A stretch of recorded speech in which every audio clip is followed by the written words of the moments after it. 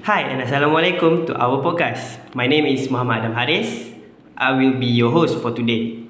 And I'm bringing you three of my friends here, which we have Irfan, Afiq and Danish. Before we start, can you guys introduce yourself briefly? Okay, my name is Muhammad Irfan Sufi bin Ibrahim. My metric number is DHM 231008. My name is Muhammad Nur Afiq. My metric number DHM 231013. Okay, my name is Muhammad Danish Daniel bin Muhammad Nizar. My metric number DHM 231010. Okay. So, in today's podcast, we are going to discuss about the rise of plant-based meat alternative. Are they healthier? Are they sustainable? Or is it just a passing trend?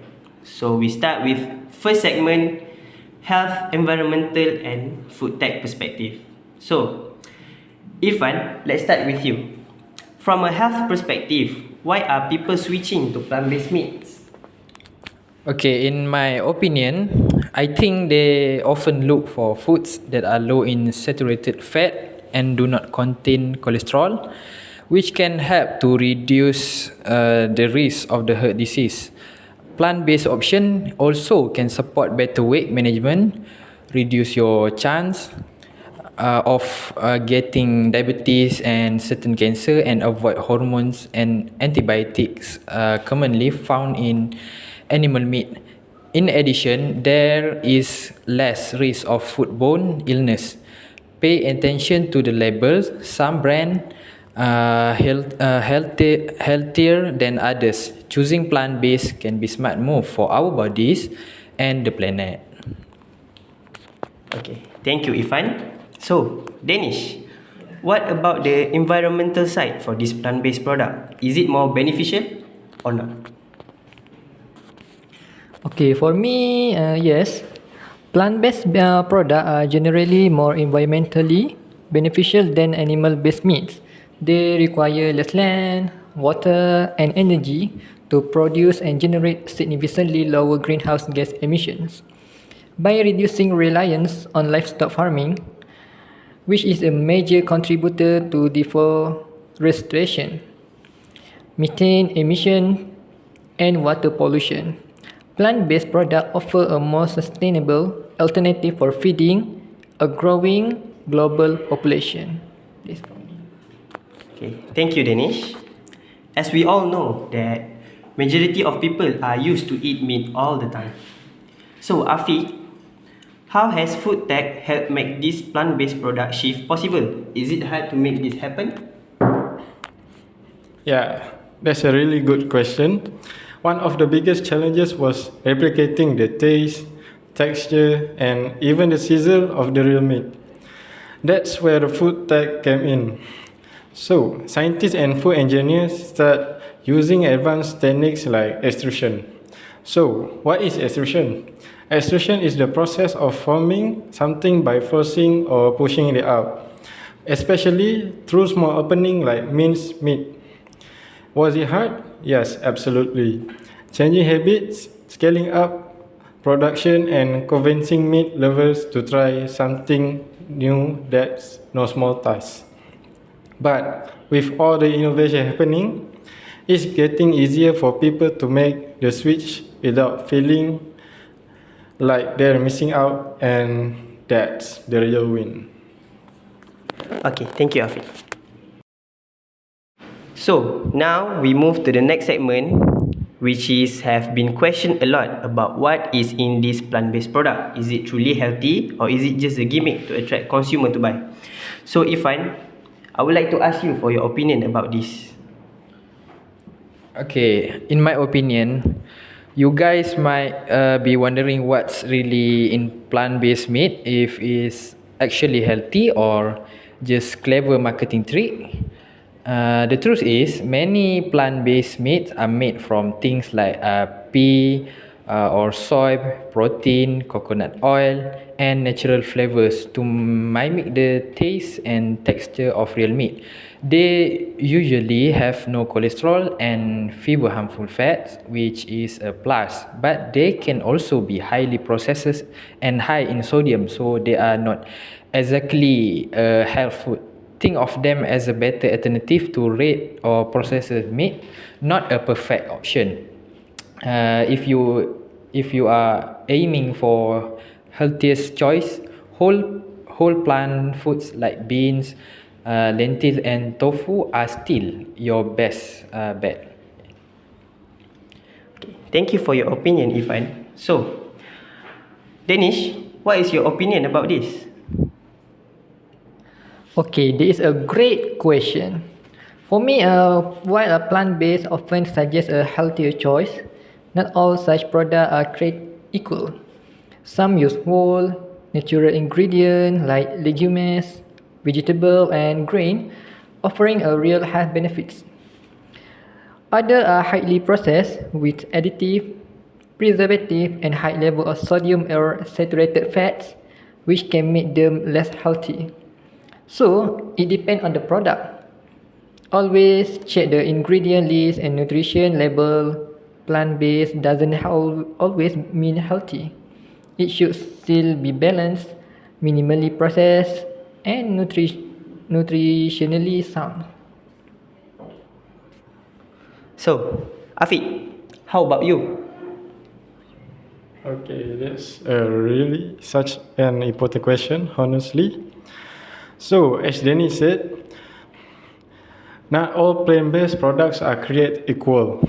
So, some of them are made with food ingredients like beans, lentils, quinoa, or vegetables, which are packed with nutrient, fiber, and are generally very healthy. So, it really comes down to checking the label and knowing what you're eating. Just because something says plant-based doesn't automatically means it's healthier. But the good news is the industry is moving toward cleaner, more transparent ingredients as consumers get more educated. Alright, thank you. So, is it interesting? So, it's not just about swapping meat, it's about innovating with better building blocks. So, we move to segment 3, which is market growth and challenges. Afiq, what does the market look like after this plant-based product appears in the market? Is it well received by the consumer or not? If not, what are the challenges in order to make this product growth in the market? So, great question. When plant-based product first entered the market, there was a lot of excitement. So, especially from people who were health conscious, vegan, or environmentally aware. So, in that sense, the launch was successful. But over time, the hype started to slow down. Some consumers found the product is too expensive or didn't love the taste compared to real meat. The main challenges now are price, taste, and perception.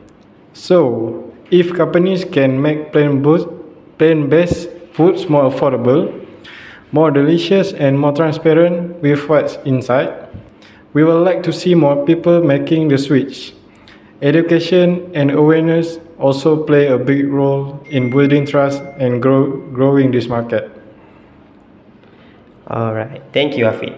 So, Danish, what is your opinion about this? For my opinion, the plant-based market has grown significantly, with many consumers embracing this product for health, sustainability, and ethical reasons. So the sales are rising, and more retailers and restaurants are offering them. However, not all feedback is positive.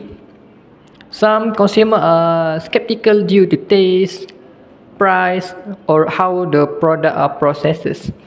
For continue the growth, brand must improve their taste and texture, lower the price, be transparent about the ingredient, and educate consumer on the benefit.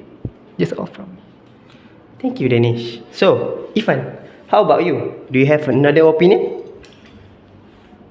Okay, I think in my opinion, food is more than just fuel. It's deeply tied to our identity, our culture, and our memories. For many people, meat is not just a meal. It is a tradition, a symbol of family gathering, celebration, and cultural pride. The real goal isn't to force a switch or shame anyone for their food choices, but to create better, more inclusive option that let people keep the flavor and texture they love while making choices that are better for their health and the planet. By offering delicious, satisfying plant-based alternative, we are expanding what's possible and not taking anything away. Alright, thank you all for your opinion. So guys, we already come to an end to our podcast. So with this topic, let's wrap up with a quick round. Where do you guys see this plant-based product as an alternative to meat product heading in the next 5 years? Is it going to grow in the market or not? So let's start with you, Irfan. Okay. In my opinion, over the next 5 years, plant-based meats are expected to keep growing but more steadily, not as a fad, but as a lasting part of how we eat. As more people look for healthier, more sustainable choices, without giving up the taste and experience of meat, companies are stepping up with better tasting, more affordable option. We will also see cleaner ingredients and more plant-based meal showing up in restaurant and fast food. This isn't about replacing meat entirely. It's about offering better choices that fit different lifestyle, culture and health goals. Alright, thank you, Irfan, for your opinion. So next, Danish, what about you? Okay, plant-based meat alternatives are expected to grow over the next 5 years, driven by a health, sustainability, and ethical concern. Advance in taste, texture, and nutrition will support this growth.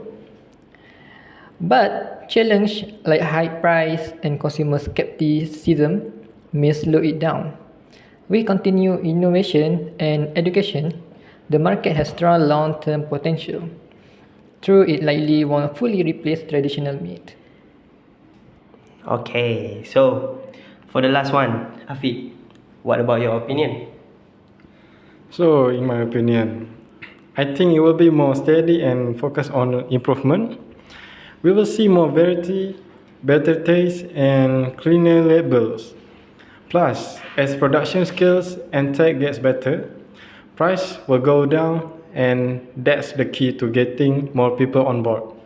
Also, with rising awareness about climate change and health, people are more open to trying alternatives. So, yeah, I would say the future is promising, but maybe not a full meat replacement for everyone, but definitely a strong part of the food system. So you guys agree that this plant-based product is going to grow in the market? Yes. Alright. So that's all for our podcast today. Thank you all. The plant-based revolution isn't just about cutting meat, it's about rethinking how we nourish people and the planet. Thanks for tuning into our podcast. Catch you next time and Assalamualaikum. Ciao!